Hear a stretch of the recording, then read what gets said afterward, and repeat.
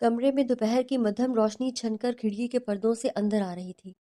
دیوار کے کونے میں رنگوں کے ڈبے، پینسلیں اور آدھی بنی تصویریں بکھری پڑی تھیں۔ زمین پر ارہا دوپٹہ کندھے سے سرکائے ٹانگیں موڑ کر بیٹھی تھی۔ دیکھنے میں وہ بلا کی حسین تھی، متناسب وجود کی مالک، خوبصورت رنگ و روپ۔ اسے دیکھ کر کسی شہزادی کا گمان ہوتا تھا۔ خدا نے اسے فرصت سے بنایا تھا۔ اس کی انگلیوں میں نیلا رنگ لگا ہوا تھا، اور سامنے رکھی کاپی میں کسی چہرے کی آنکھیں بناتے ہوئے وہ پوری طرح اپنی دنیا میں گم تھی۔ یہ اس کا سب سے پسندیدہ مشغلہ تھا۔ چند لمحے بعد باہر سے دروازہ زور سے کھلا اور زوردار قدموں کی چاپ کے ساتھ ایک لڑکی اندر داخل ہوئی۔ اس کا چہرہ غصے سے سرخ تھا۔ وہ اسے دیکھتے ہوئے بولی، ارہا، آج تو تم مجھے بتا دو، میں پاگل ہوں یا پھر تم خود کو پاگل ہو؟ تم کرنا کیا چاہ رہی ہو؟ آج مجھے تم تفصیل سے بتا دو۔ میں تھک گئی ہوں تمہاری ان بیوقوفانہ حرکتوں کو سنبھال سنبھال کر۔ ارہا نے چونک کر سر اٹھایا۔ ہاتھ خود بخود رک گیا۔ کیا ہوا باجی؟ آپ ہی دروازے کو دھکا دے کر کیوں آئی ہیں؟ میں نے پچھلی بار بھی آپ کو سمجھایا تھا کہ جب کسی لڑکی کے کمرے میں جاتے ہیں تو ہمیشہ دروازہ کھٹکھٹایا جاتا ہے، لیکن آپ میری بات سنتی ہی نہیں ہیں۔ وہ مزید کچھ کہتی اس سے پہلے ہی شانزے سخت لہجے میں بولی، ارہا، چپ! ایک لفظ بھی نہیں۔ میں یہ تمہاری فضول مذاق باتیں برداشت کرنے کے لیے نہیں آئی۔ تم مجھے صرف اتنا بتاؤ کہ تمہیں شرم آتی ہے یا نہیں؟ تم نے داجی سے جھوٹ کیوں بولا؟ سچ سچ بتانا، آخر تمہارے اس خرافاتی دماغ میں چل کیا رہا ہے؟ ایک طرف تمہیں عالم لاشاری پسند نہیں ہے، اور دوسری طرف تم ان کے پیچھے لگی رہتی ہو۔ آخر تم چاہتی کیا ہو؟ مجھے تم تسلی دے دو۔ ارہا کی آنکھیں حیرت سے پھیل گئیں۔ جھوٹ؟ میں نے کیا کہا باجی؟ آپ بلا وجہ مجھ پر ہمیشہ غصہ کرتی ہیں، کبھی بھی مجھ سے پیار سے بات نہیں کرتی، ہمیشہ ڈانٹتی رہتی ہیں۔ ارہا، یہ نہیں کرو۔ ارہا، یہ کیوں کر دیا؟ ارہا، اتنا مت کھاؤ۔ ارہا، یہاں مت کھڑی ہو۔ ہر وقت میری کلاس لگائے رکھتی ہیں۔ وہ مزید کچھ کہتی اس سے پہلے ہی شان سے ایک دم آگے بڑھی، اس کی جانب دیکھتے ہوئے بولی، بہت خوب، اور تم جیسے میری بات پر عمل کرتی ہو، میری ہر بات کو حرف آخر مان لیتی ہو، ہے نا؟ تم مجھے صرف اتنا بتاؤ، تم نے عالم لاشاری کی شادی والی بات داجی سے کیوں بولی؟ اور وہ بھی جھوٹ؟ تمہیں کس نے کہا کہ وہ شہر میں شادی کر چکے ہیں؟ تمہارا دماغ چل گیا ہے کیا؟ داجی کے سامنے ایسی بات بولنے کی کیا ضرورت تھی؟ اگر تمہیں ان کی کلاس لگوانی ہی تھی تو کوئی بھی جھوٹ بول سکتی تھی، لیکن اتنا بڑا جھوٹ کیوں بولا؟ ارہا نے نچلا ہونٹ کاٹتے ہوئے مسکراہٹ دبا لی۔ ارے چھوڑے نا باجی، آپ تو بات کا پتنگڑ بنا دیتی ہیں۔ میں تو بس مذاق کر رہی تھی۔ دیکھیں، یہ ڈرائنگ کیسی لگ رہی ہے؟ اس نے رنگوں سے بھری کاپی آگے بڑھائی۔ شانزے نے کاپی کی طرف دیکھے بغیر تیز لہجے میں کہا، ڈرائنگ تمہیں اس وقت یاد آ رہی ہے، داجی نے ابھی ابھی عالم لاشاری کو فون ملایا ہے، اور تمہارے اس جھوٹ پر انہیں باتیں سنانے لگے ہیں۔ تمہیں اندازہ بھی ہے تم نے کتنا بڑا ہنگامہ کھڑا کر دیا ہے؟ تم جانتی نہیں ہو عالم لاشاری کو، اگر انہیں غصہ آ گیا تو بلا وجہ تمہاری شامت آ جائے گی، اور پھر نہ میں تمہیں بچا پاؤں گی اور نہ ہی داجی۔ تم اچھی طرح جانتی ہو داجی ان معاملات میں کتنے سخت ہیں، مگر اس کے باوجود یہ بچپنا بلا وجہ تم مجھے پریشان کر رہی ہو لڑکی۔ ارہا کے ہاتھ سے قلم گر گیا۔ کیا؟ داجی نے واقعی کال کی ہے؟ ہاں، اور بہت غصے میں ہے۔ تمہیں تو کوئی احساس ہی نہیں ہوتا، بس رنگوں میں گم رہنا تمہارا کام ہے۔ اب فوری ان کے پاس جا کر کہو کہ تم مذاق کر رہی تھی۔ اپنا جھوٹ خود اعتراف کر لو گی تو تمہاری بچت ہو جائے گی۔ اگر تم نے ڈھٹائی کا مظاہرہ کیا تو داجی بھی تمہارے ساتھ نہیں دیں گے۔ ارہا نے نظریں جھکا لی۔ اگر داجی غصے میں ہے تو میں کیسے بول سکتی ہوں؟ ابھی گئی تو وہ اور ڈانٹیں گے، اور آپ کو پتہ ہے ان کی ڈانٹ میرا بہت دل دکھاتی ہے۔ شانزے نے تلخی سے ہنکار بھرا۔ تو تم چاہتی ہو یہ سب یوں ہی چلتا رہے؟ کل کو عالم لاشاری ناراض ہوں گے تو داجی کسے ذمہ دار ٹھہرائیں گے؟ تمہیں ذرا احساس ہے کہ تم بلا وجہ اپنے لیے مصیبت کھڑی کر رہی ہو؟ یہ کوئی چھوٹی بات نہیں ہے، یہ ایک بہت بڑا الزام ہے۔ ارہا نے ہاتھ میں رکھی پینسل آہستہ سے رکھ دی۔ مجھے تو صرف مذاق کرنا تھا، مجھے کیا پتا تھا کہ بات اتنی بڑھ جائے گی۔ ایک تو داجی بھی ہر بات کو سر پر سوار کر لیتے ہیں، حالانکہ انہیں پتہ ہے کہ میں مذاق کرتی ہوں، مگر اس کے باوجود انہیں عالم لاشاری کو فون کرنا تھا۔ پتہ نہیں کیا کچھ بول رہے ہوں گے، مجھے معلوم ہے انہوں نے بہت سنایا ہوگا۔ وہ مزید کچھ کہتی اس سے پہلے ہی شانزے اس کی بات کاٹ کر بولی، یہی تو تمہاری عادت ہے، کبھی سوچتی ہی نہیں ہو، بس بول دیتی ہو۔ سب تمہارے نادان مذاقوں سے تنگ آ چکے ہیں، اور اس بار تم نے بہت ہی گھٹیا مذاق کیا ہے۔ یہ مذاق نہیں تھا، یہ الزام تھا، اور یہ کوئی معمولی بات نہیں ہے۔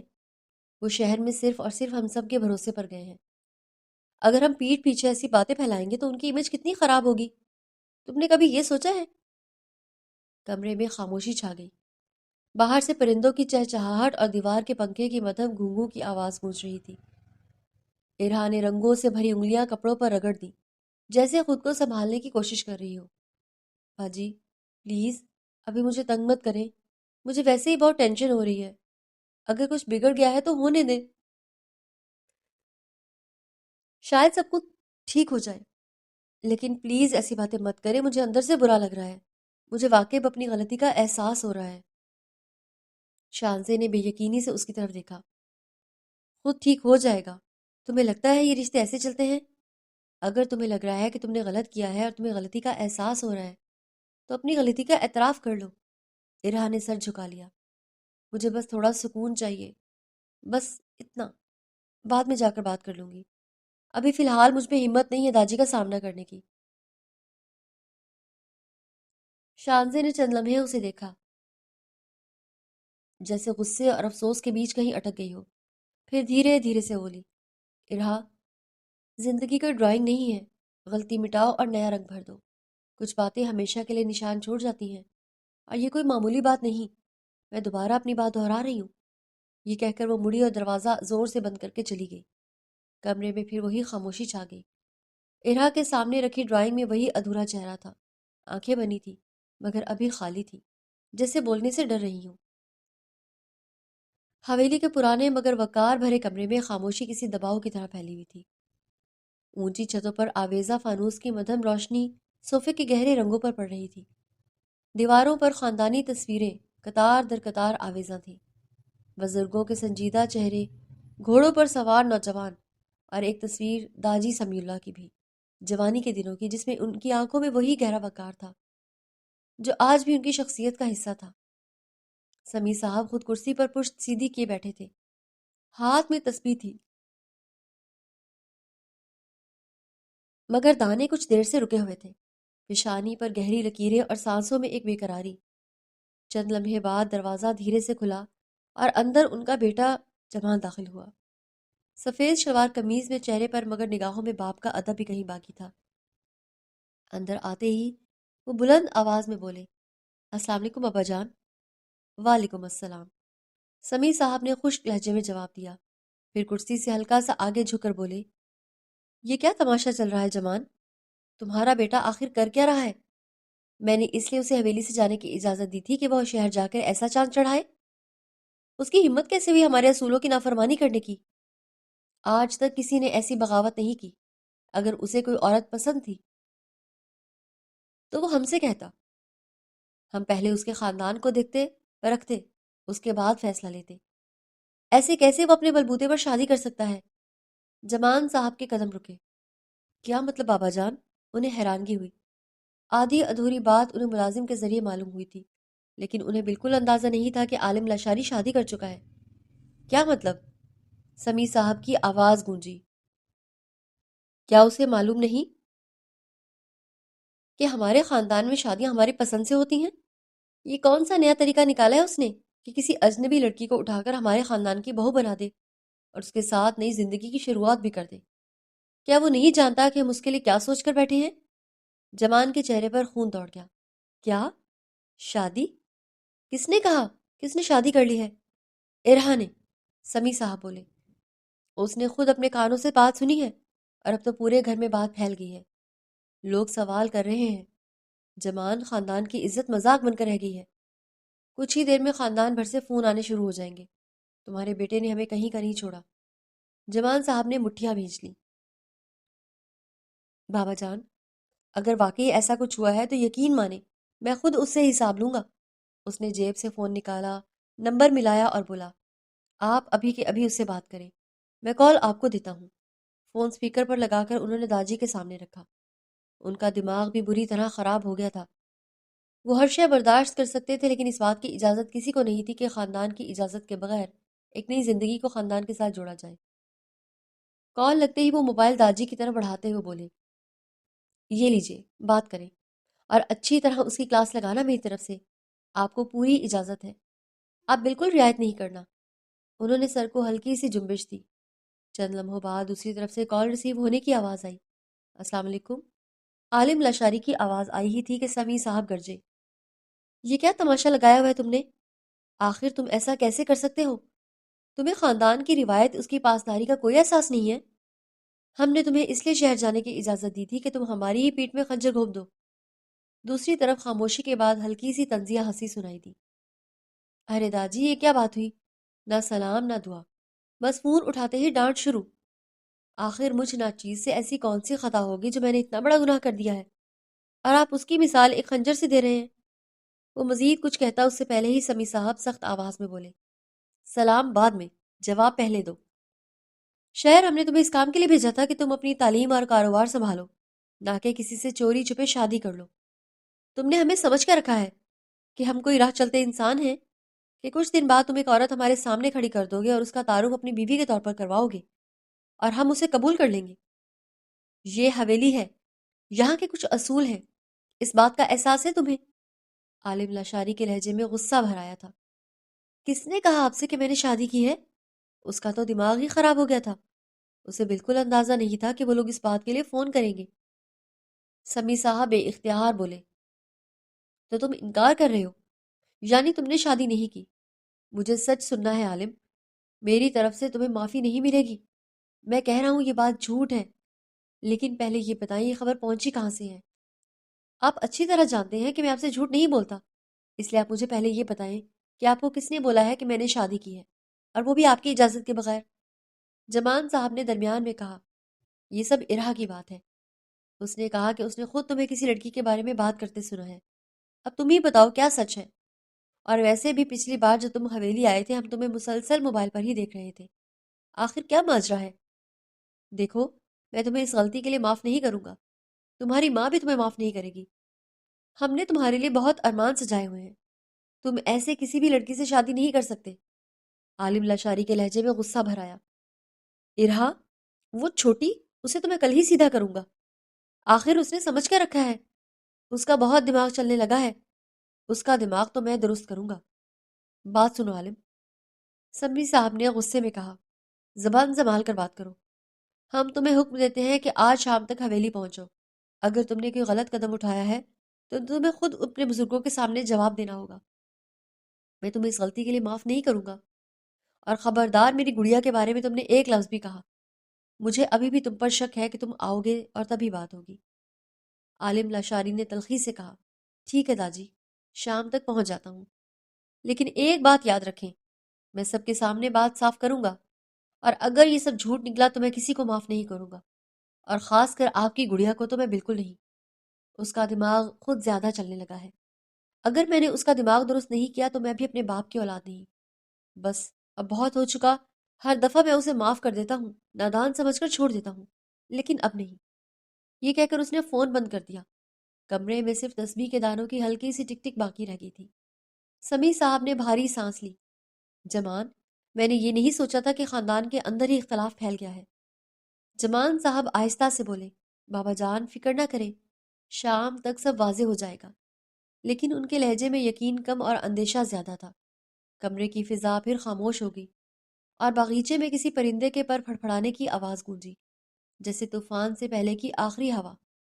وہ دھیرے دھیرے گزرتا جا رہا تھا۔ شام کے 5 بج رہے تھے۔ دالان کے اس پار حویلی کے پرانے دروازے کے سامنے ارہا چائے کی ٹرے دونوں ہاتھوں میں سنبھالے کھڑی تھی۔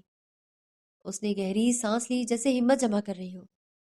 دل میں ایک ہی سوال چکر کاٹ رہا تھا، کیا داجی نے عالم لاشاری کو ڈانٹا ہوگا، یا ابھی تک سوچ ہی رہے ہوں گے؟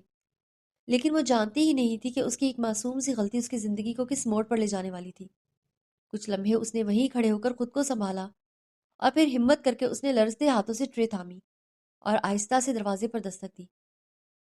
اندر سے بھاری مگر مانوس آواز آئی، آ جاؤ ارہا۔ سمیع صاحب اس کی آہٹ سے اسے پہچان لیتے تھے۔ اس کا دروازہ بجانے کا انداز انہیں بخوبی معلوم تھا۔ پھر دھیرے سے اندر داخل ہوئی۔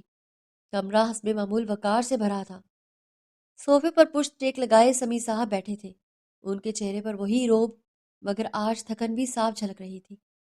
ارہا نے نظریں جھکاتے ہوئے سلام کیا، السلام علیکم داجی۔ اس کے ہر انداز میں بے چینی جھلک رہی تھی۔ وہ جب بھی آتی تھی شور شرابہ کرتے ہوئے داخل ہوتی تھی، لیکن آج ان کے سامنے جاتے ہوئے اسے خوف آ رہا تھا۔ اس نے آج سے پہلے بھی کئی بار جھوٹ بولے تھے، مذاق میں ہی، لیکن اس نے کافی تنگ کیا تھا۔ لیکن آج پہلی بار وہ جھوٹ کا اعتراف کرنے آئی تھی، اس لیے اس کے ہاتھ پاؤں کافی کانپ رہے تھے۔ جبکہ دوسری جانب وہ ہلکی مسکراہٹ کے ساتھ بولے، وعلیکم السلام، ادھر کیوں کھڑی ہو؟ آؤ بیٹا بیٹھو۔ کیا ہوا؟ اتنی پریشان کیوں لگ رہی ہو؟ کسی نے ڈانٹا ہے میری جان کو؟ وہ ہمیشہ ہی ان کے ساتھ ساتھ رہی تھی، اس لیے پوتے پوتیوں میں سب سے اونچا مقام اسی کا تھا۔ وہ مسکراتی ہوئی ان کے قریب آئی اور احتیاط سے ٹرے میز پر رکھتے ہوئے ان کے پہلو میں بیٹھ گئی۔ کیسے ہیں آپ داجی؟ آپ نے دوائی لی تھی اور دوپہر کا کھانا کھا لیا؟ دراصل میں ڈرائنگ بنانے میں مشغول ہو گئی تھی، اس لیے کھانے کا دھیان نہیں رہا۔ آپ نے کھا لیا ہے نا؟ وہ ہنس دیے۔ ارے ابھی صبح ہی تو تم نے پوچھا تھا، اب پھر کیوں پوچھ رہی ہو؟ اور دوپہر کا کھانا مجھے شانزے نے دے دیا تھا، اس نے بتایا نہیں تمہیں؟ ان کی بات سن کر وہ شرارت سے بولی، بس ایسے ہی، آپ صبح اتنے اچھے لگ رہے تھے کہ دل چاہا کہ دوبارہ پوچھ لوں۔ شانزے باجی اپنے کام میں مشغول ہو گئی تھی، اس لیے وہ کمرے کی طرف نہیں آئی تھی۔ انہوں نے نہیں بتایا تھا۔ سمیع صاحب نے چائے کی پیالی اٹھائی، ہلکا سا گھونٹ لیا، پھر بولی، آج چائے میں چینی ہے۔ انہیں خوشگوار حیرت ہوئی۔ وہ حیرانگی بھرے لہجے میں مزید بولے، تم تو ہمیشہ کہتی ہو کہ مجھے چینی کی چائے نہیں پینی چاہیے اور زبردستی مجھے پھیکی چائے دیتی ہو، آج یہ مہربانی کیسے ہو گئی؟ انہیں واقعی حیرانگی ہوئی تھی۔ ارا نے آنکھ دبا کر کہا، جی داجی، آج دل کیا تو ڈال دی۔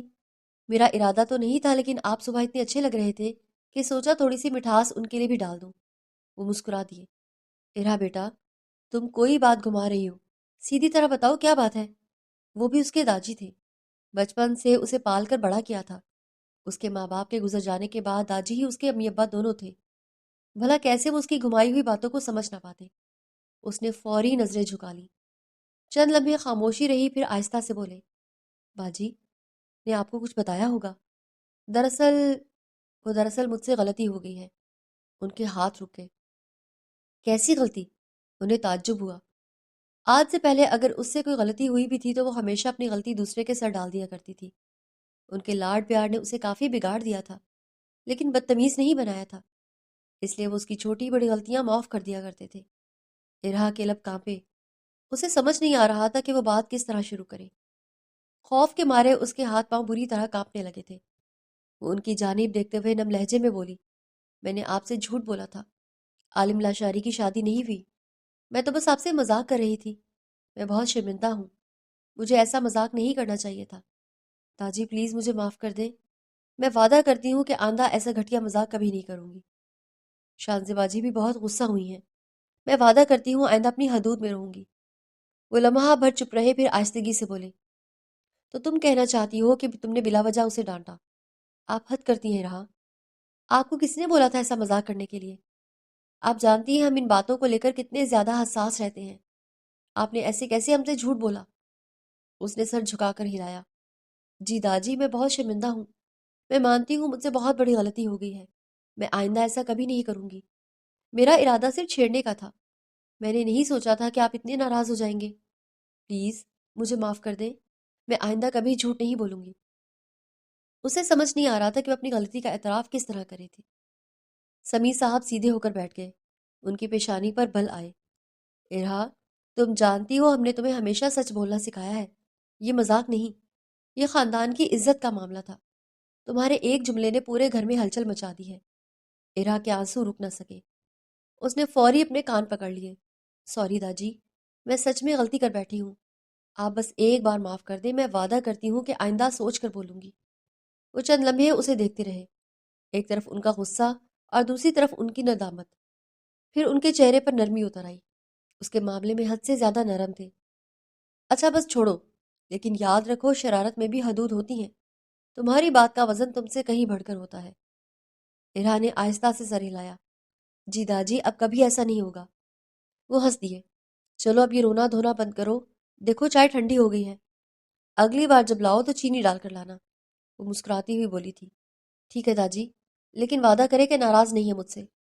انہوں نے پیالی اٹھاتے ہوئے کہا، نہیں بیٹا ناراض نہیں ہوں، بس دل چاہتا ہے کہ تم سب اپنی باتوں میں ذرا ٹھہراؤ لے آؤ۔ آپ بڑے ہو رہے ہیں، وہ وہ ہلکا سا جھک کر ان کے ہاتھ چومتی بولی، اب تو چائے میں چینی سے زیادہ مٹھاس آ گئی ہے داجی۔ سمیع صاحب نے ہنستے ہوئے تسبیح کا ایک دانہ آگے بڑھایا۔ کمرے میں اب نہ ہی غصہ تھا نہ خوف کی، بس ایک سکون کی لہر تھی جو ماضی کی تلخیوں کو آہستہ آہستہ دھو رہی تھی۔ لیکن کوئی نہیں جانتا تھا کہ کچھ گھنٹوں بعد حویلی میں کیسا طوفان آنے والا ہے۔ وقت کی رفتار نہ کبھی تھم سکی ہے اور نہ کبھی تھم پائے گی۔ رات کے 10 بج چکے تھے۔ حویلی کے باہر ہر طرف سناٹا تھا، بس صحن میں گھنے درختوں کے درمیان کبھی کبھار ہوا کے جھونکوں سے پتوں کی سرسراہٹ سنائی دیتی تھی۔ دور کہکشاں میں بکھرے ستارے جیسے خاموشی سے زمین کو تکتے ہوں۔ مین گیٹ کے باہر گاڑی رکی۔ ہیڈ لائٹس کی روشنی نے پرانے درختوں کے سائے چیر دیے۔ عالم لاشاری نے گاڑی بند کی، گہری سانس لی اور بھاری قدموں سے حویلی کی طرف بڑھ گیا۔ ملازمین نے اسے دیکھتے ہی جھک کر سلام کیا، مگر وہ کسی کو بھی دیکھے بغیر سیدھا داجی کے کمرے کی طرف بڑھا۔ اس کا دماغ اتنا خراب تھا کہ ہر میٹنگ وہ کینسل کر کے حویلی آیا تھا۔ 4 گھنٹے کی مسلسل ڈرائیو کے بعد اس کے چہرے پر تھکن صاف دکھائی دے رہی تھی، مگر آنکھوں میں استفسار ابھی بھی تازہ تھا۔ آنگن سے گزرتے ہوئے اس کا دل عجیب کیفیت میں مبتلا تھا۔ داجی کے کمرے میں روشنی جل رہی تھی۔ وہ سیدھا وہیں گیا اور دروازہ ہلکا سا کھلا تھا۔ اس نے آہستہ سے دروازہ کھولا۔ سمیع صاحب صوفے پر بیٹھے تسبیح پڑھ رہے تھے، چہرے پر تھکن مگر مسکراہٹ برقرار تھی۔ عالم لاشاری نے قدم اندر رکھے اور آہستگی سے بولا، السلام علیکم داجی، اگر آپ کی اجازت ہے تو میں اندر آ جاؤں؟ یہ عادت اس کی بچپن سے تھی۔ کمرے میں داخل ہونے سے پہلے وہ ہمیشہ ہر شخص سے اجازت طلب کرتا۔ اس کی آواز پر وہ چونکے۔ اسے دیکھ کر ان کا چہرہ کھل اٹھا۔ وہ نرم مسکراہٹ کے ساتھ بولے، وعلیکم السلام، آؤ بیٹا، وہاں کیوں کھڑے ہو؟ آ کر داجی کے سینے سے لگو، کب سے تمہارا ہی انتظار کر رہا تھا، ورنہ تم جانتے ہو کہ اب تک میں سو جاتا ہوں۔ عالم لشاری قریب آ کر سر جھکا کر ان کے گلے سے لگا۔ وہ تو یہ گمان کر کے آیا تھا کہ کمرے میں جاتے ہی اسے جھاڑ ملے گی، مگر یہاں تو سینے سے لگایا جا رہا تھا۔ تھوڑا تھوڑا اسے سمجھ آ گیا تھا کہ کہانی کا رخ تبدیل ہو گیا ہے۔ سمیع صاحب نے شفقت سے اس کے سر پر ہاتھ پھیرا، کیا حال ہے بیٹا، سفر کیسا رہا؟ ان کی ٹون صبح کی ٹون سے بالکل مختلف تھی۔ عالم لاشاری نے گہری سانس لی۔ اسے سمجھ آ چکا تھا کہ ان کی لاڈلی اعتراف جرم کر چکی ہے، تبھی ان کے لہجے میں اتنی مٹھاس محسوس ہو رہی ہے۔ ان کی جانب دیکھتے ہوئے نرمی سے بولا، سفر تو ٹھیک رہا ہے، لیکن افراتفری میں آنے کی وجہ سے کافی تھکن ہو گئی ہے۔ خیر آپ بتائیں، طبیعت کیسی ہے؟ دوائیں آپ ٹائم پر لے رہے ہیں یا پھر پچھلی بار کی طرح آپ نے دوائی کھانے میں ڈنڈی ماری ہے؟ لہجہ اس بار تھوڑا سخت تھا۔ نہیں نہیں، اب ہم ڈنڈی نہیں مارتے، طبیعت اب بہتر ہے الحمدللہ۔ تم بتاؤ، تمہارا چہرہ بتا رہا ہے کہ سفر آرام دہ نہیں تھا، اتنی افراتفری کرنے کی کیا ضرورت تھی؟ آرام سے آتے۔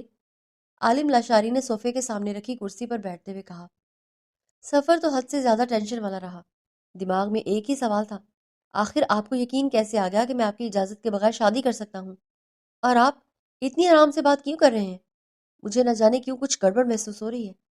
یقیناً آپ کی لاڈلی نے اعتراف کر گئی ہے، کیا میں درست بول رہا ہوں؟ سمیع صاحب نے دھیرے سے تسبیح میز پر رکھی اور بولے، ہاں، بس اس کے منہ سے نکل گیا تھا۔ وہ خود بھی اپنی غلطی کا اعتراف کر چکی ہے۔ ہم نے جلد بازی کر دی، فون کر کے تمہیں ڈانٹنا نہیں چاہیے تھا، پہلے تحقیقات کر لیتے تو جانتے ہو ہم اس کی بات پر کتنا بھروسہ کرتے ہیں۔ وہ صرف تمہیں تنگ کرنا چاہتی تھی، لیکن بس معاملہ الٹ گیا۔ عالم لاشاری کے لبوں پر تلخ مسکراہٹ آ گئی۔ اچھا، اگر اس نے اپنی غلطی مان لی ہے تو کیا آپ نے اسے ڈانٹا، اس کے کان کھینچے، سزا دی؟ اسے دل ہی دل میں راحت ملی تھی کہ کچھ کہے بغیر معاملہ سلجھ گیا ہے، لیکن ایک طرف غصہ بھی آیا اس کی نادانی پر، اور وہ بولے، تم جانتے ہو وہ کتنی حساس ہے، نہ باپ کا سایہ ہے نہ ماں کا، ذرا سی سختی کروں تو آنکھوں میں آنسو آ جاتے ہیں۔ دل نہیں مانا کچھ کہنے کو، لیکن اسے بہت پیار سے سمجھایا ہے۔ جو چیزیں ڈانٹ ڈپٹ کر سمجھ نہیں آتی انسان کو پیار کی زبان سے سمجھ آ جاتی ہیں، اور ایک معصوم لڑکی کو ڈانٹنا مجھے اچھا نہیں لگتا، خاص کر سے تم جانتے ہو کہ وہ میرے جگر کا ٹکڑا ہے۔ عالم لاشاری نے ہلکا سا طنزیہ کہا لگایا، بہت خوب، آپ بس مجھے ہی ڈانٹنے کے لیے تیار رہتے ہیں، غلطی اس کی ہو یا کسی اور کی، سزا ہمیشہ مجھے ملتی ہے۔ اگر وہ آپ کے جگر کا ٹکڑا ہے تو کیا میں جگر کا چھلکا ہوں جو آپ ہمیشہ میری کلاس لگا لیتے ہیں بغیر تحقیقات کے؟ سمیع صاحب مسکرائے، بس اب چھوڑو یہ باتیں، تم سے معافی مانگ لیتا ہوں، پھر جا کر ناراضگی ختم کرو گے؟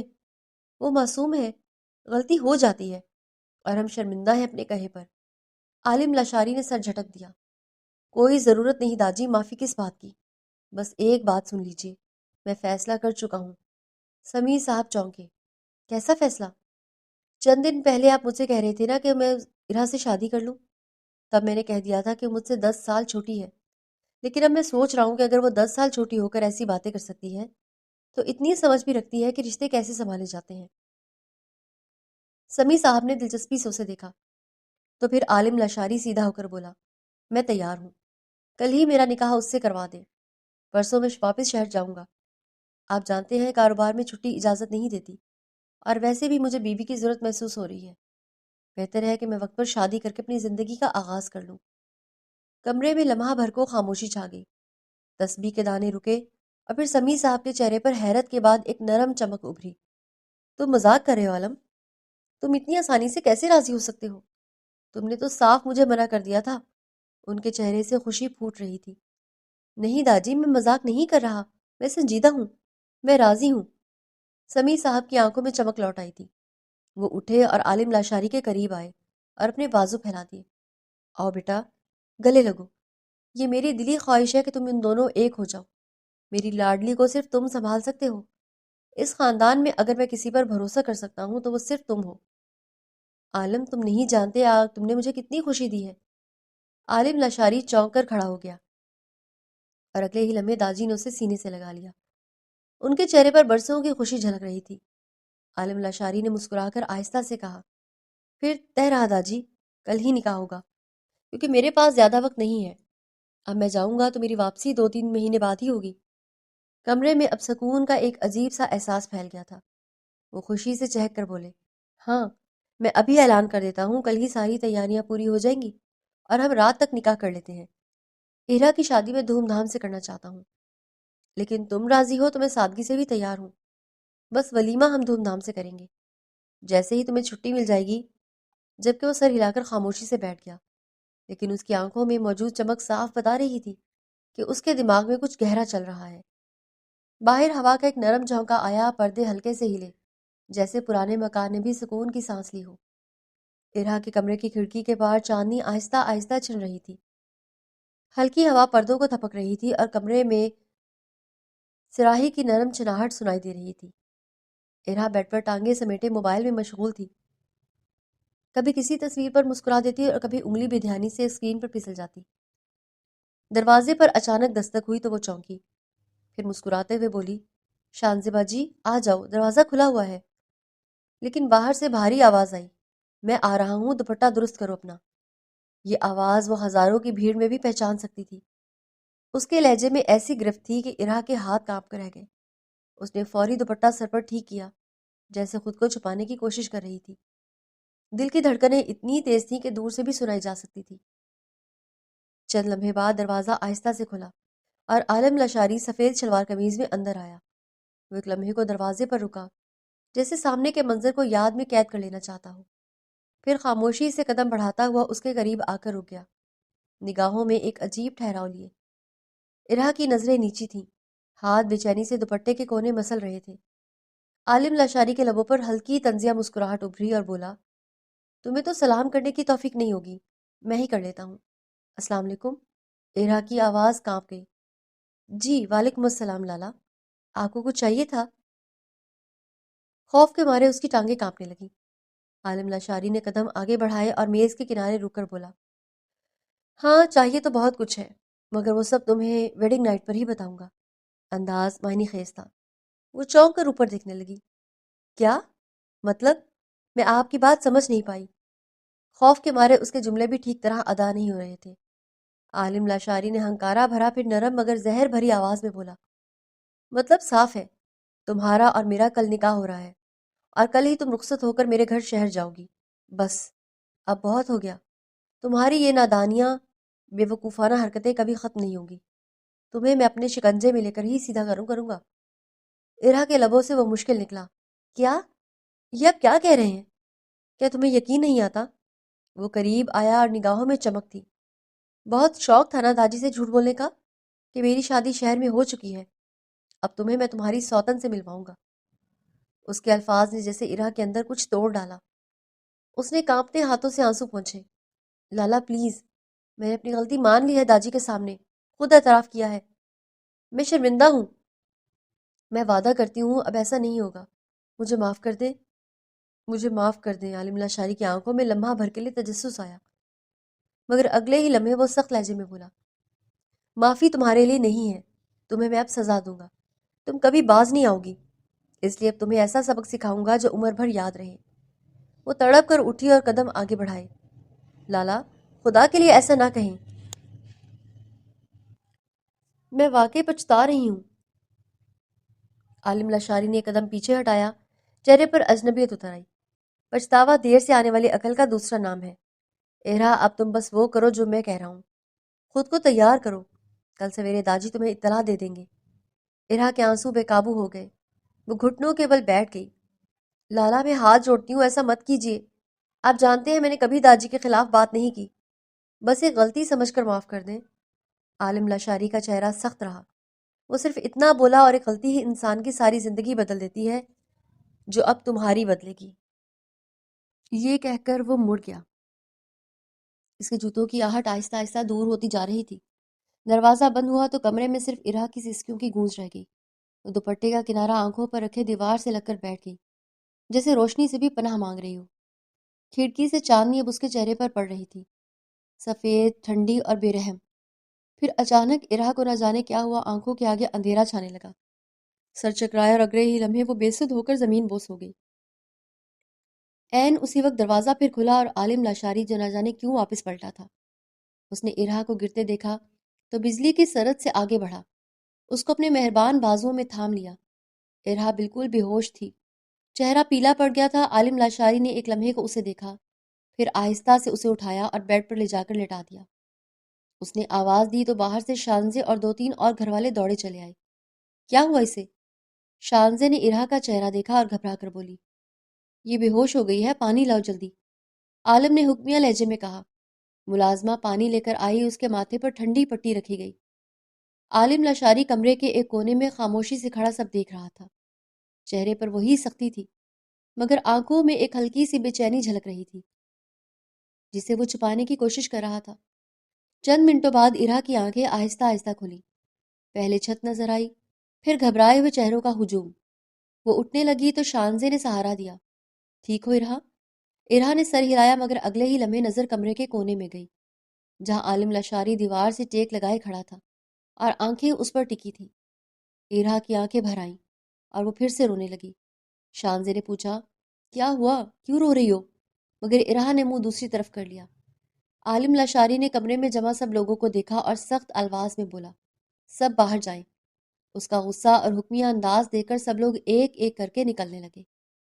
شانزے نے ارا کی طرف دیکھا، مگر عالم لاشاری کی نگاہ نے بھی اسے باہر جانے پر مجبور کر دیا۔ دروازہ بند ہوا تو کمرے میں صرف وہ دونوں رہ گئے۔ عالم لاشاری آہستہ سے چلتا ہوا بیڈ کے قریب آیا اور نیچے بیٹھ گیا۔ ارا نے منہ دوسری طرف موڑ رکھا تھا، سسکیاں جاری تھی۔ عالم لاشاری نے آہستہ سے کہا، ارا۔ آواز میں پہلے والی سختی نہیں تھی۔ ارا نے جواب نہیں دیا۔ وہ پھر بولا، سنو مجھے، آنسو بند کرو اور میری بات سنو۔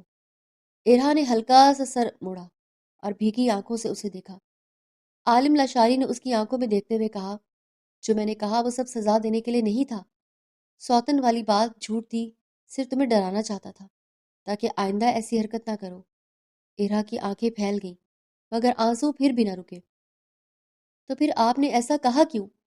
عالم لاشاری نے ہلکی سی سانس لی اور بولا، کیونکہ تمہاری یہ نادانیاں بند ہونی چاہیے۔ ارا، مجھ سے خوف کھاتی ہو تو ٹھیک ہے، مگر ایک بات ذہن میں رکھو، میں تمہارا دشمن نہیں ہوں۔ اب یہ رونا بند کرو، اپنا منہ بند رکھنا، باہر جا کر کوئی تماشا نہیں کرنا، کل نکاح ہے، خود کو تیار کرو۔ یہ کہہ کر وہ اٹھا اور دروازے کی طرف بڑھا۔ ارا نے کانپتی آواز میں کہا، لالا۔ وہ رکا مگر مڑا نہیں۔ ارا چونکتی ہوئی بولی، کیا واقعی کوئی دوسری نہیں ہے؟ عالم لاشاری نے دروازے کی کنڈی پر ہاتھ رکھا اور بغیر پیچھے دیکھے بولا، اگر ہوتی تو تم سے نکاح کیوں کرتا؟ پھر دروازہ کھلا اور وہ چلا گیا۔ ارا دیر تک بند دروازے کو تکتی رہی، آنکھوں میں آنسو تھے، مگر دل میں ایک انجانا سا سکون بھی اتر آیا تھا۔ اگلا دن نئی امیدوں کے ساتھ روشن ہوا۔ دادی نے جب اسے صبح بلا کر بتایا تو وہ خوب روئی تھی۔ اس نے بہت واویلا مچایا تھا، لیکن داجی کے حکم کے آگے بے بس ہو گئی تھی اور نکاح کے لیے راضی ہو گئی تھی۔ اس اچانک دھماکے پر پورا خاندان حیران تھا۔ لیکن داجی کے حکم کے آگے کسی نے بھی انکار نہیں کیا تھا۔ تمام تیاریاں بہت تیزی میں ہوئی تھیں۔ ڈرائنگ روم کے کونے میں خوشبوؤں کا ہلکا سا بوجھ پھیل رہا تھا۔ گھر کے ہی افراد موجود تھے۔ داجی سفید کرتے میں صوفے پر بیٹھے تھے، چہرہ مطمئن مگر آنکھوں میں ہلکی تھکن تھی۔ ان کے برابر عالم لاشاری بیٹھا تھا، صاف ستھری سفید شلوار قمیض، بال نفاست سے جمائے مگر آنکھوں میں ٹھہرا ہوا ایک سنجیدہ پن۔ مولوی صاحب اپنی فائل کھولے صوفے پر بیٹھے، نکاح نامہ تیار ہو چکا تھا، صرف دلہن کا انتظار کیا جا رہا تھا۔ چند لمحے بعد شانزے ہاتھوں میں سہارا دیے ارہا کو اندر لائی۔ وہ دلہن کے لباس میں تھی مگر اس کا رنگ جیسے تمام خوشیوں سے عاری تھا۔ آنکھوں کے کنارے سرخ، چہرہ پیلا، دوپٹہ آدھے چہرے پر ڈھلکا ہوا، جیسے وہ اپنی نہیں کسی اور کی زندگی ملا کر بٹھا دی گئی ہو۔ وہ آہستہ آہستہ چلتی ہوئی عالم لاشاری کے برابر جا بیٹھی۔ کمرے میں دبی دبی سرگوشیاں تھیں۔ عالم لاشاری نے ایک لمحے کو سر موڑ کر اس کی طرف دیکھا مگر ارہا کی نگاہیں قالین میں گڑی رہیں۔ مولوی صاحب نے اپنی اینک سیدھی کی اور نرم مگر سنجیدہ آواز میں بولے، سمیع صاحب نکاح شروع کریں۔ انہوں نے سر کو ہلکی جنبش دی۔ مولوی صاحب نے ارہا کو دیکھتے ہوئے کہا، ارہا بنت ریاض، آپ کا نکاح عالم بن جمان سے کیا جاتا ہے، مہر 50 لاکھ مقرر کیا، آپ کو یہ نکاح قبول ہے؟ ارہا کے ہونٹ کانپے۔ اس نے دھیرے سے نظر اٹھائی اور داجی کو دیکھا جو محبت بھرے اطمینان سے اسے دیکھ رہے تھے۔ اس کے اندر جیسے کچھ ٹوٹ گیا۔ اس نے سر جھکا لیا، آنسو دوپٹے کے نیچے چھپ گئے۔ آواز بھاری تھی، قبول ہے۔ مولوی صاحب نے ایک لمحہ ٹھہر کر دوبارہ کہا، ارہا بنت ریاض، کیا آپ کو یہ نکاح قبول ہے؟ اس بار اس کی آواز بھیگ گئی، آنسو رخساروں پر بہہ نکلے۔ قبول ہے۔ تیسری بار جب سوال دہرایا گیا تو پورے کمرے میں اس کی سسکی صاف سنائی دی۔ قبول ہے۔ مولوی صاحب نے قدم اٹھایا، چند سطریں لکھیں، پھر نظر عالم لاشاری کی طرف اٹھائی۔ عالم بن جمان، کیا آپ کو یہ نکاح ارہا بنت ریاض سے قبول ہے؟ عالم لاشاری کے چہرے پر کوئی تاثر نہیں آیا۔ اس نے دھیمے مگر پورے اعتماد لہجے میں کہا، قبول ہے۔ مولوی صاحب نے تینوں بار یہی سوال دہرایا اور ہر بار وہی سنجیدہ یکساں جواب ملا، قبول ہے۔ کمرے میں دھیمی سی سرگوشیاں اٹھیں۔ مولوی صاحب نے ہاتھ اٹھا کر دعا کی الفاظ گونجے، اللہ تعالیٰ اس رشتے میں برکت دے، محبت پیدا کرے اور ان کے درمیان خیر و عافیت رکھے۔ سب نے آمین کہا مگر ارہا کی آنکھوں میں صرف خاموشی تھی۔ وہ سر جھکائے بیٹھی رہی، انگلیاں دوپٹے کے کنارے سے کھیل رہی تھی۔ داجی نے محبت سے اس کی طرف دیکھا، ان کی آنکھوں میں نرمی تھی۔ بس بیٹی، سب ٹھیک ہو گیا، اب تم ہماری ذمہ داری سے آزاد ہو۔ ارہا نے جواب نہیں دیا، صرف سر ہلایا۔ عالم لاشاری نے نظریں ہٹائیں اور ہولے سے صوفے کے بازو پر انگلیاں بجائیں۔ اس کے چہرے پر عجیب اطمینان تھا، جیسے کوئی ادھورا فیصلہ مکمل ہو گیا ہو۔ نکاح مکمل ہو چکا تھا۔ ہر طرف مبارکباد کی صدا گونج رہی تھی، لیکن ایک دل تھا جس میں کئی طرح کے اندھیرے تھے۔ نکاح کے بعد اسے سیدھا عالم لاشاری کے کمرے میں پہنچا دیا گیا۔ کمرے میں ہلکی زرد روشنی تھی اور مہکدار گلاب کی پتیوں کی خوشبو فضا میں گھلی ہوئی تھی۔ باہر رات گہری ہو چکی تھی اور حویلی میں آہستہ آہستہ سناٹا چھا رہا تھا۔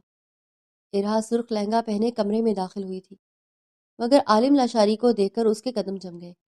وہ کھڑکی کے پاس کھڑا باہر دیکھ رہا تھا۔ ارہا نے ایک لمحہ سوچا، پھر آہستہ سے واش روم کی طرف قدم بڑھائے اور اندر جا کر دروازہ بند کر لیا۔ واش روم میں آتے ہی اس کی آنکھیں بھر آئیں۔ آئینے میں اپنا عکس دیکھا تو خود کو پہچان نہیں پائی۔ سرخ لہنگے میں سجی دلہن جس کی آنکھیں سوجی ہوئی تھیں اور لبوں پر کوئی مسکراہٹ نہیں تھی۔ یہ شادی اس کی مرضی سے نہیں ہوئی تھی اور یہ درد اس کے سینے میں پتھر کی طرح دھنسا ہوا تھا۔ آنسو آہستہ آہستہ گالوں پر بہنے لگے۔ اس نے منہ پر ہاتھ رکھ لیا تاکہ آواز باہر نہ جائے اور خاموشی سے روتی رہی۔ کتنا وقت گزرا اسے پتہ نہیں چلا۔ باہر کمرے میں عالم لاشاری پہلے کھڑکی کے پاس کھڑا رہا، پھر صوفے پر بیٹھ گیا۔ اس نے فون نکالا، کچھ دیر اسکرین دیکھی، پھر رکھ دیا۔ پانی کا گلاس اٹھایا، ایک گھونٹ لیا اور واپس رکھ دیا۔ وقت گزرتا جا رہا تھا مگر واش روم کا دروازہ بند کا بند رہا۔ آہستہ آہستہ اس کی بے چینی بڑھنے لگی۔ اس نے ایک بار آواز دینے کا سوچا اور پھر رک گیا۔ تھوڑی دیر اور گزری تو وہ اٹھا اور واش روم کے دروازے کے قریب آیا۔ اس نے ہلکے سے دستک دی مگر اندر سے کوئی جواب نہیں آیا۔ اس نے دوبارہ دستک دی۔ ارہا نے اندر سے آواز دبا لی مگر سسکی چھپ نہیں پائی۔ عالم لاشاری نے دروازے کی کنڈی پر ہاتھ رکھا اور آہستہ سے کھول دیا۔ اندر کا منظر دیکھ کر وہ ایک لمحے کو رک گیا۔ ارہا واش بیسن کے سامنے کھڑی تھی اور سرخ لہنگا سنبھالے ایک ہاتھ سے اور دوسرے ہاتھ سے آنکھیں پونچھنے کی کوشش کر رہی تھی۔ اس نے عالم لاشاری کو دیکھا تو چونک پڑی اور فوری پیچھے ہٹی۔ عالم لاشاری کی نظر اس پر پڑی تو اس نے فوری نگاہیں پھیر لی، کیونکہ ارہا نے دوپٹہ اتار کر پھینک دیا ہوا تھا اور گہرے شفاف گلے والا لہنگا پہنے وہ کھڑی تھی۔ اس کی رعنائیاں اور گردن کا حسن بالکل عیاں تھا۔ عالم لاشاری نے سختی سے نظریں دروازے کی طرف کر لی اور غراتے ہوئے بولا، کمرے میں جاؤ ابھی۔ ارہا نے گھبرا کر اپنے لہنگے کا دامن سنبھالا اور کانپتی آواز میں بولی، میرا دوپٹہ۔ عالم لاشاری نے بغیر اس کی طرف دیکھے دروازے کے پیچھے لٹکا دوپٹہ اٹھایا اور پیچھے کی طرف بڑھا دیا۔ ارہا نے لرزتے ہاتھوں سے دوپٹہ لیا اور تیزی سے اوڑھ لیا۔ عالم لاشاری نے پھر سخت لہجے میں کہا، نکلو یہاں سے اور کمرے میں جاؤ۔ ارہا کی آنکھوں میں آنسو تھے، وہ جانا نہیں چاہتی تھی، پر روتی ہوئی گیلے لہنگے کا دامن سنبھالتی باہر نکلی۔ اس کے قدم لڑکھڑا رہے تھے۔ جذبات کا بوجھ اٹھائے وہ بیڈ کی طرف گئی اور وہاں بیٹھ گئی۔ ارہا بیڈ کے کنارے پر بیٹھی تھی، دوپٹہ کندھوں پر ڈھلکا ہوا اور آنکھیں ابھی تک نم تھی اور ہاتھ گود میں خاموش پڑے تھے۔ اسے واش روم سے نکالنے کے بعد عالم لاشاری کرسی پر بیٹھا تھا، مگر اس کی نظریں ارہا پر تھیں اور دل میں ایک عجیب بے چینی تھی جسے وہ خود بھی پوری طرح سمجھ نہیں پا رہی تھی۔ وہ اٹھا اور آہستہ سے چل کر کھڑکی کے پاس کھڑا ہو گیا۔ باہر درختوں کے پتے ہوا میں سرسرا رہے تھے اور چاند اپنی پوری روشنی کے ساتھ آسمان پر موجود تھا۔ کچھ دیر خاموشی رہی، پھر اس نے بغیر مڑے آہستہ سے کہا، ارہا۔ ارہا نے سر اٹھایا مگر کچھ نہیں بولی۔ عالم لاشاری مڑا اور اس کی طرف آیا، پھر بیڈ کے قریب زمین پر بیٹھ گیا تاکہ اس کی نظر ارہا کی نظر سے نیچے ہو۔ ارہا نے حیرت سے اسے دیکھا، اسے توقع نہیں تھی کہ وہ ایسا کرے گا۔ عالم لاشاری نے آہستہ سے کہا، میں نے جو کیا وہ ٹھیک نہیں تھا۔ ارہا کی آنکھیں پھٹی رہ گئیں۔ اس نے سوچا بھی نہیں تھا کہ الفاظ اس کے منہ سے نکلیں گے۔ عالم لاشاری نے سانس لی اور آگے بولا، رات میں نے تمہیں ڈرایا، دھمکایا، سوتن کا جھوٹ بولا، واش روم میں تمہاری حالت دیکھی اور پھر بھی سختی سے بات کی۔ یہ سب غلط تھا۔ ارہا کے گلے میں کچھ اٹک گیا، وہ پلکیں جھپکانا بھی بھول گئی۔ عالم لاشاری نے اس کی آنکھوں میں دیکھا اور بولا، تم پہلے ہی ٹوٹی ہوئی تھی، ماں باپ نہیں ہیں، یہ شادی تمہاری مرضی سے نہیں ہوئی اور اوپر سے میں نے اور بوجھ ڈال دیا، مجھے معاف کر دو۔ یہ آخری دو الفاظ اتنے آہستہ اور اتنے سچے تھے کہ ارہا کی آنکھوں سے آنسو خود بخود بہہ نکلے۔ وہ کچھ بولنا چاہتی تھی مگر آواز نہیں نکلی۔ عالم لاشاری نے اس کے آنسو دیکھے اور دھیرے سے بولا، رو مت، میں جانتا ہوں تم نے بہت کچھ سہا ہے، آج کی رات بھی بہت مشکل تھی تمہارے لیے، مگر ارہا، میں وعدہ کرتا ہوں آج کے بعد ایسا نہیں ہوگا۔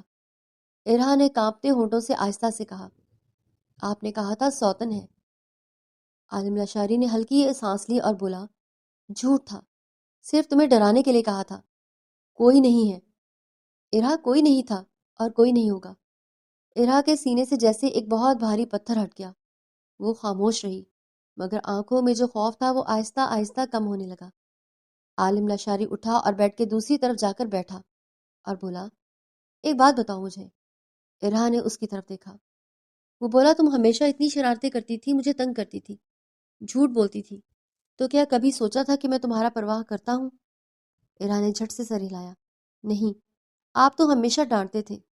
عالم لاشاری نے ہلکا سا ہنستے ہوئے کہا، ڈانٹنا بھی ایک طرح کی پرواہ ہوتی ہے۔ ارہا، جسے جانتے نہیں اسے ڈانٹتے نہیں۔ ارہا نے اسے دیکھا اور پہلی بار محسوس کیا، جو آدمی ہمیشہ سخت اور دور لگتا تھا اور شاید اتنا دور تھا ہی نہیں، بس فاصلہ سمجھنے کا تھا۔ عالم لاشاری نے آہستہ سے کہا، ارہا، میں یہ نہیں کہتا کہ سب آسان ہوگا، یہ سب اچھا ہوگا۔ زندگی میں اتار چڑھاؤ آتے ہیں، لمحے مشکل بھی ہوتے ہیں، مگر میں تمہارے ساتھ ہوں اور یہ ساتھ کبھی نہیں چھوڑوں گا۔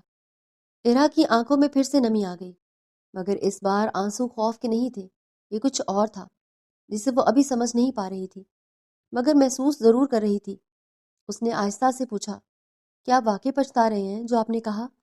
عالم لاشاری نے بغیر کسی ہچکچاہٹ کے کہا، ہاں، اور اگر میں تمہاری جگہ ہوتا تو شاید کبھی معاف نہ کرتا، مگر تم سے معافی مانگ رہا ہوں کیونکہ تم وہ نہیں ہو جو سختی کی حقدار ہو۔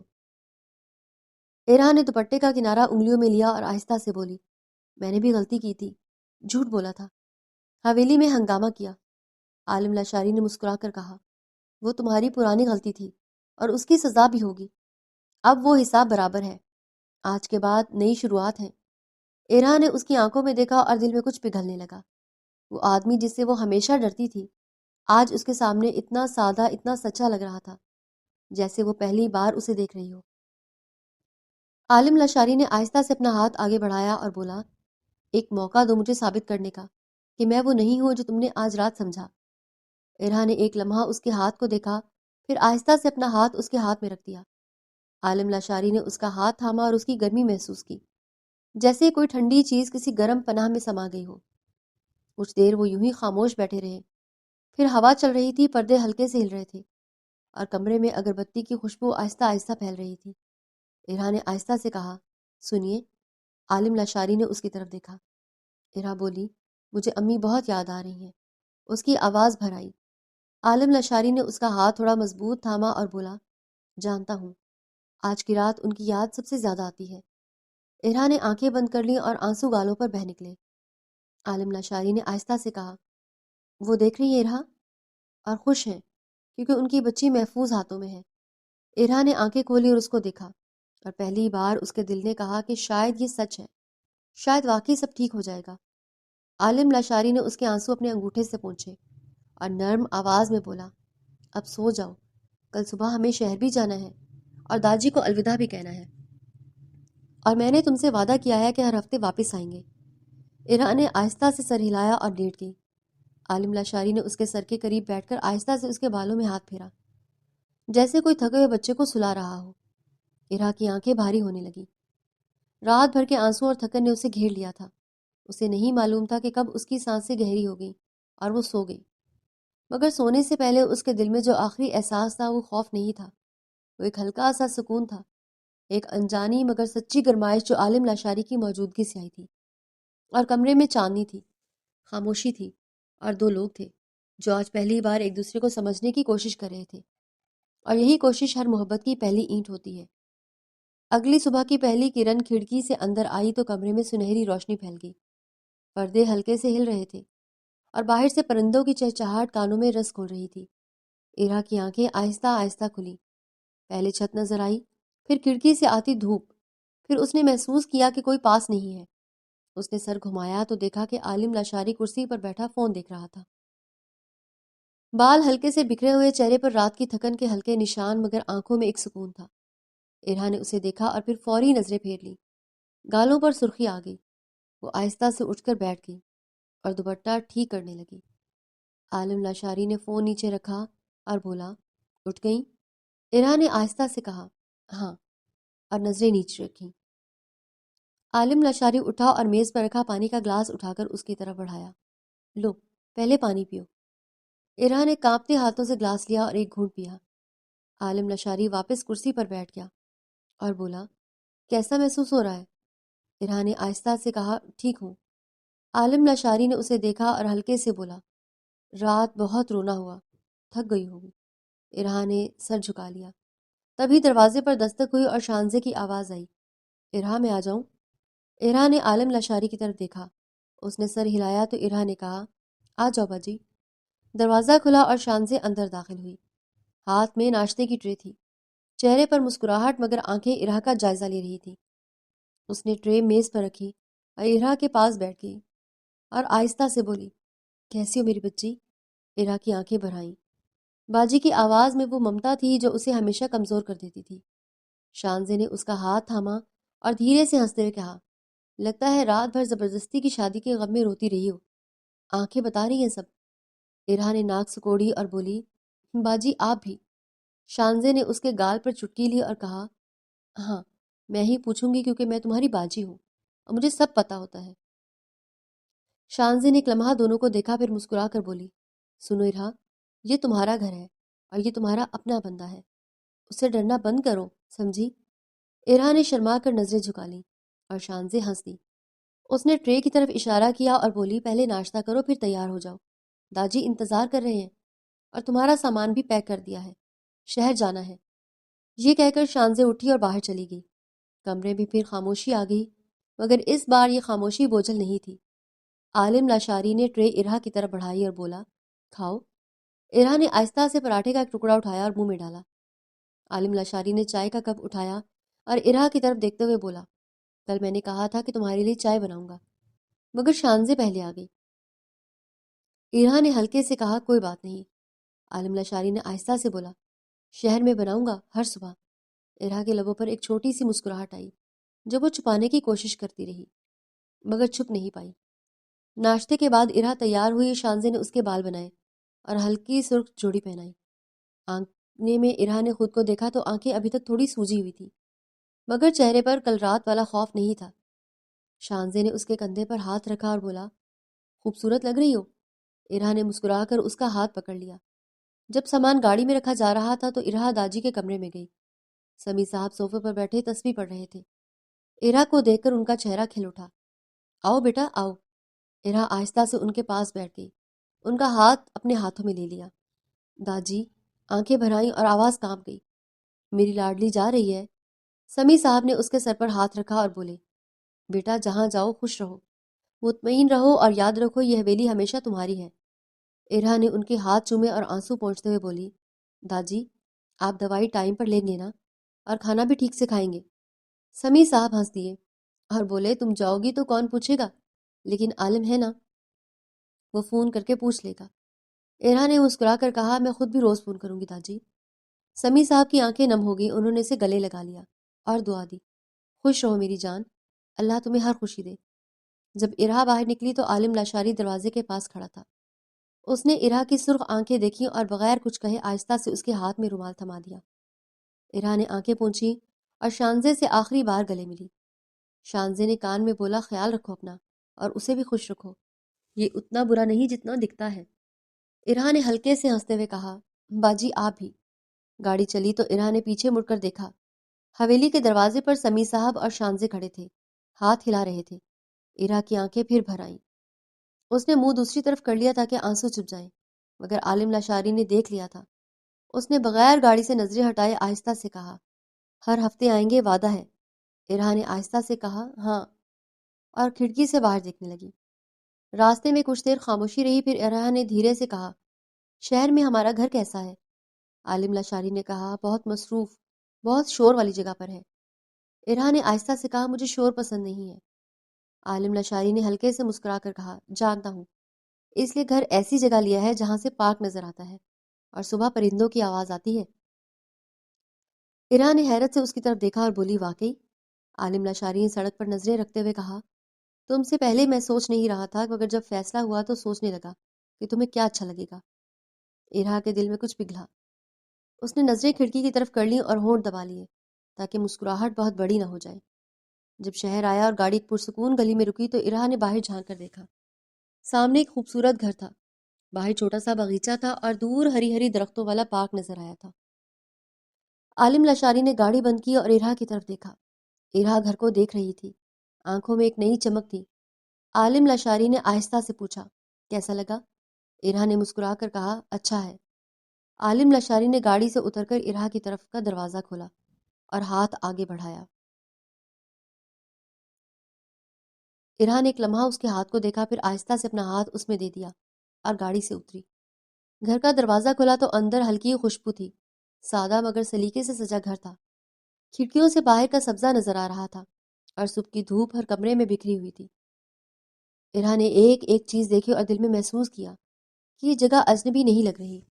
عالم لاشاری نے پیچھے سے آہستہ سے کہا، یہ تمہارا گھر ہے ارہا، جیسے چاہو بدلو، جیسے چاہو سجاؤ۔ ارہا نے پیچھے مڑ کر اسے دیکھا اور پہلی بار بغیر کسی خوف کے، بغیر کسی جھجک کے آہستہ سے بولی، شکریہ۔ عالم لاشاری نے اس کی آنکھوں میں دیکھا اور بولا، شکریہ کیسا، یہ تمہارا حق ہے۔ باہر سے ہوا کا ایک نرم جھونکا آیا، پردے ہلے اور صبح کی دھوپ ارہا کے چہرے پر پڑی، اور اس روشنی میں وہ اتنی خوبصورت لگ رہی تھی کہ عالم لاشاری نے ایک لمحے کے لیے نظریں پھیر لیں اور دل میں کہا کہ شاید داجی درست تھے، شاید یہی وہ انسان تھی جس کے بغیر یہ گھر گھر نہیں لگتا اور زندگی میں وہ روشنی نہیں آتی جو آج اس کمرے میں بھری ہوئی تھی۔